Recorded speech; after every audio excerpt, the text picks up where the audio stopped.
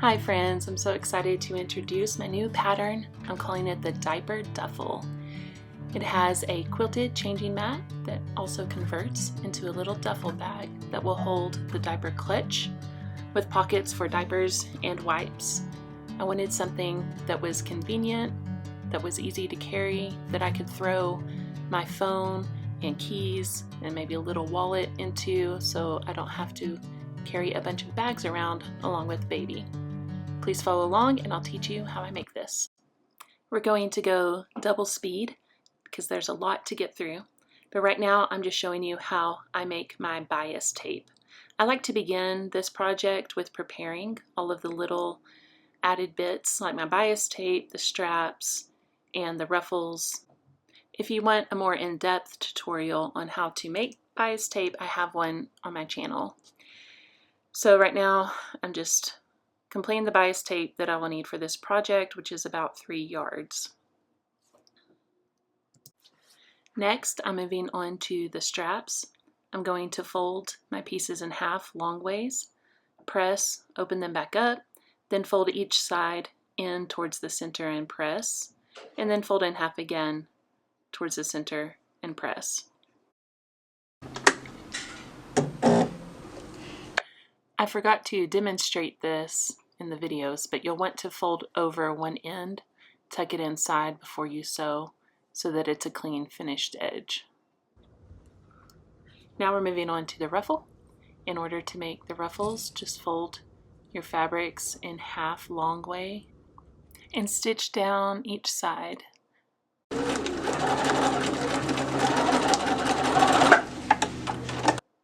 Now clip the excess off your corners and turn the corners inside out.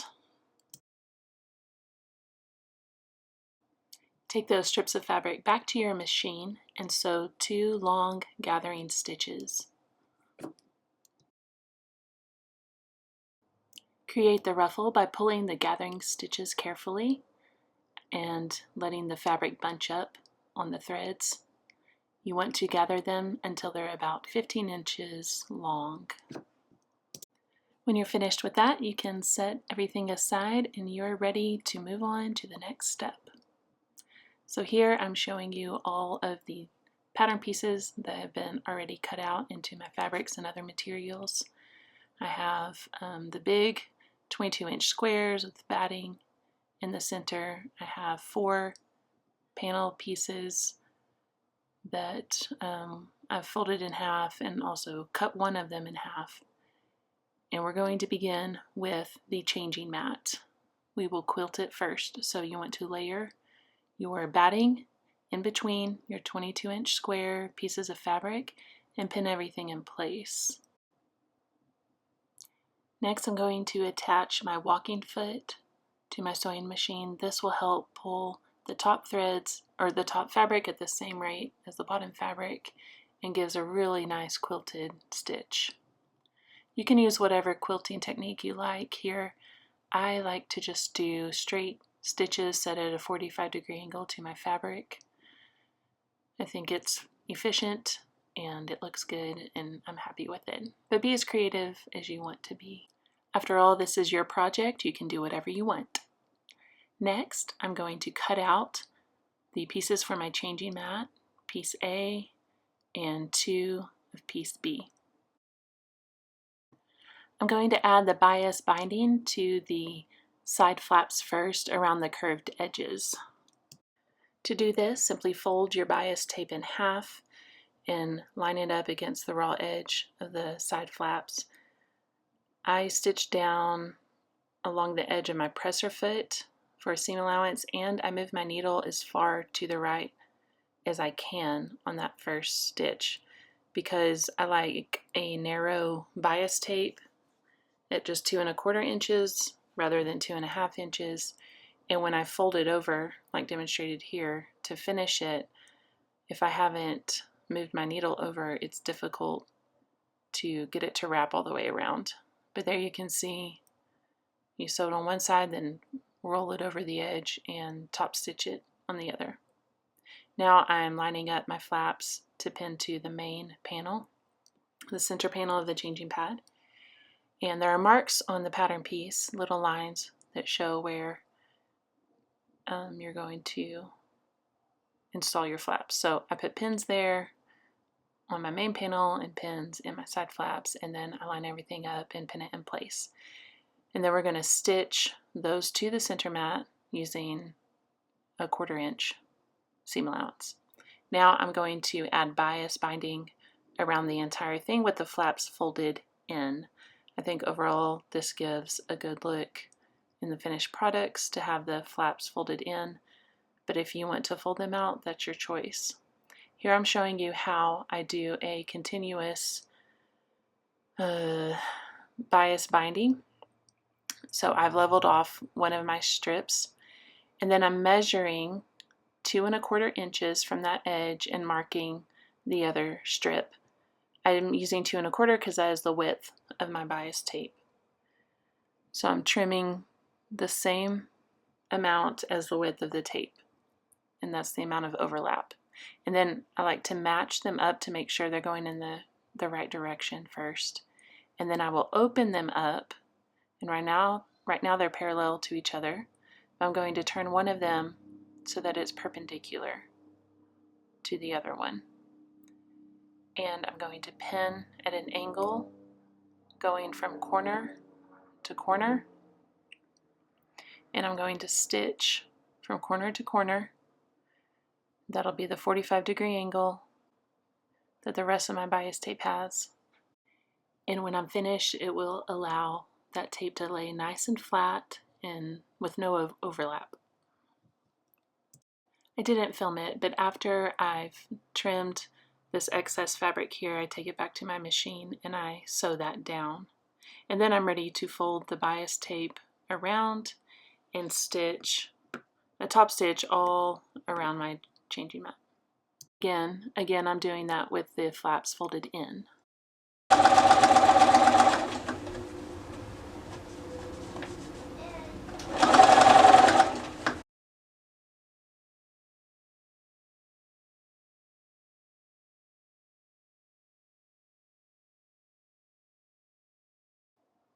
And there you have it. Your changing mat is almost finished.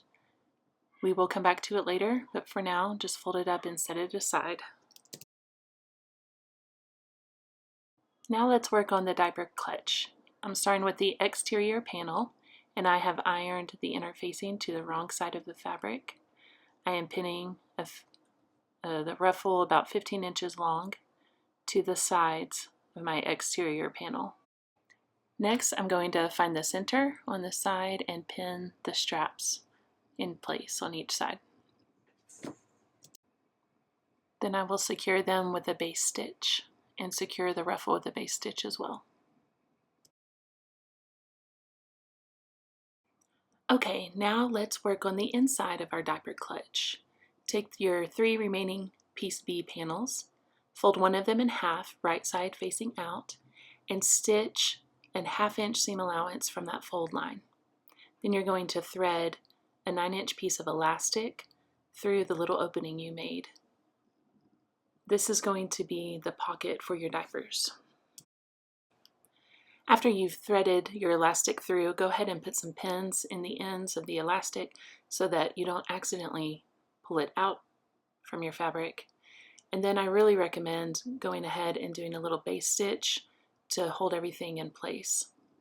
Next, take another panel, and here I've already cut it in half. We're going to work on the wipe opening, and I've cut it in half and I've ironed a piece of interfacing to the wrong side of one of the halves. Now I'm marking the center point, and I'm going to take the template for the wipes I'm using. In this case, it's Member's Mark. You can find the templates with, I think there are 15 different brands of wipes that's included with your purchase, and it should be in the downloads. It's a separate file from the regular pattern or instructions, but that is included with your purchase. So if you want to go look and see if your template already exists, you can just cut it out and trace it If you don't have a template that matches your brand in the file I created, then just trace, pop the plastic off. Here, I'll show you how to do it. Pop the plastic lid off of your wipes. You should be able to do this even on a brand new package, or you can use an older package. Sometimes it's kind of hard to get off. But pull that off, lay it down on a piece of paper, or you can do it directly on your fabric here, center it, and trace around that. And then you can pop it right back on your wipes and it should be fine.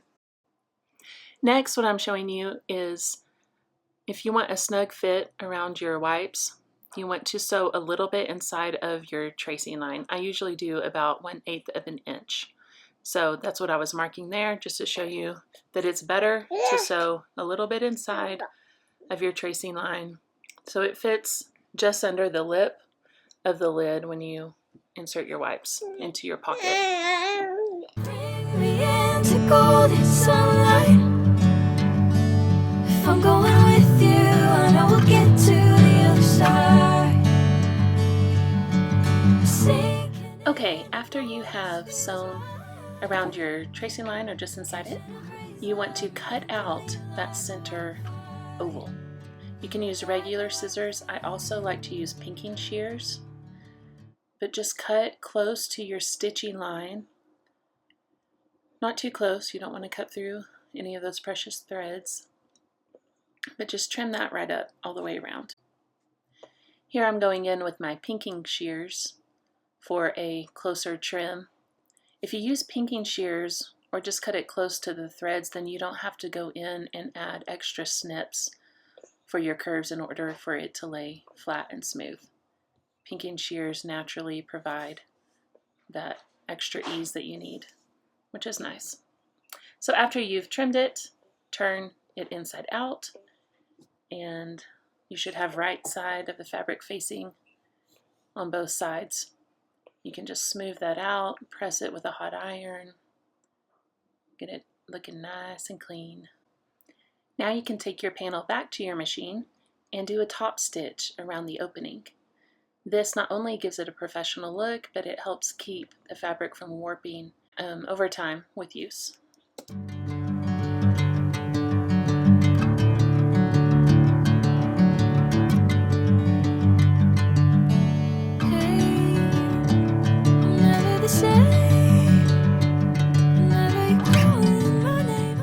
I like to always test and make sure that my panel fits as I intended it to before moving on.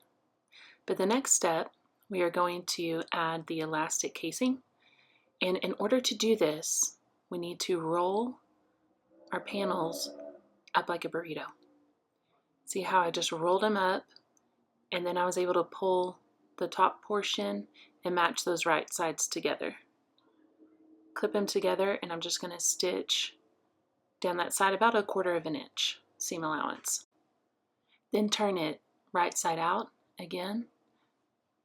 Arrange everything, press it smooth, iron that seam flat, and then you're ready to stitch. And just like on the other pocket, we're going to do a 1/2 inch seam right at the top there along the fold line. After that's finished, you can thread your elastic, another 9-inch piece of elastic, through that casing and secure on each end with a base stitch.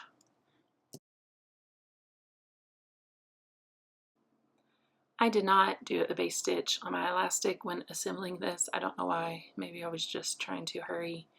And I regretted it later because on one side when I was sewing everything together, the elastic slipped out and I had to open it back up and redo it. So just don't be lazy like me and go ahead and secure those elastic ends inside your fabric now. Okay, moving on to assembly. We are adding the inner pockets to our last piece B panel, which is the interior lining piece. And I'm pinning my elastic to the sides, pulling, letting the slack be there is fine. I'm pinning those pockets to the edges and in the corners, and I am arranging my pins in such a way that they will not be in the way when I go to sew. Now I am laying the prearranged exterior panel on top of my lining panel with the pockets, right sides facing, and clipping my sides together. Next, I'm going to take it to the sewing machine and sew all the way around the perimeter, except leaving a small opening about 3 to 4 inches in one of the ends. That will allow me to be able to turn it later. So I've sewn around the edges. Now I'm clipping my corners so they're not bulky when I turn it inside out. And I'm just going to reach in there and pull it through. Turn everything inside out, smooth it out, iron press, examine all of your seams, make sure that everything was caught that needed to be caught, and that it looks the way you want it to. Don't forget to top stitch your little opening closed. I like to give a narrow top stitch all the way around the perimeter. And then you can go ahead and test out your pockets. Throw some wipes in there, throw some diapers in there. And you are finished. Oh, it's so cute. Look at that. Just darling. Now you can set this aside and go back to the changing mat. Okay, we're almost finished. We just need to add the straps and the snaps to the changing mat. So begin by sewing your webbing together with a 1/2 inch seam allowance, and then arrange it on the back of the changing mat. You can use the template from the pattern piece A. It is marked with some lines for the straps. You're not going to sew them all the way to the very edge of the mat. You're going to stop 4 inches shy of the mat. So you can either measure with a ruler or use the template to mark. I like to pin in place where my stitches are going to stop. I'm measuring 2 inches from the edge or the seam on each side, and each handle is going to extend over the edge about 7 inches. I also have all of these measurements in the instructions, so you can reference those. Once you get everything pinned in place, take it to your machine and sew it down. Whatever the plan, I know I'm holding the best of me out of my hand. I know you always understand. Bring me into golden sunlight. If I'm going with you, I know we'll get to the other side. Sinking in, I know this feels right. Catching a breeze, love moving through me like a wildfire. Like a wildfire. Lastly, it's time to add the snaps.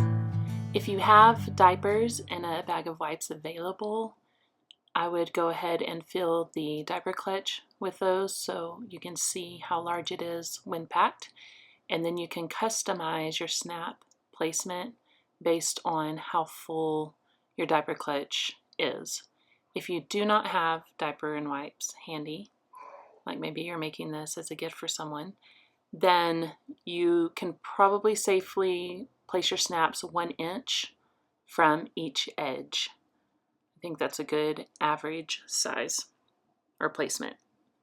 So if you have wipes, fill your diaper clutch and customize your placement. If you don't, just do 1 inch from each edge.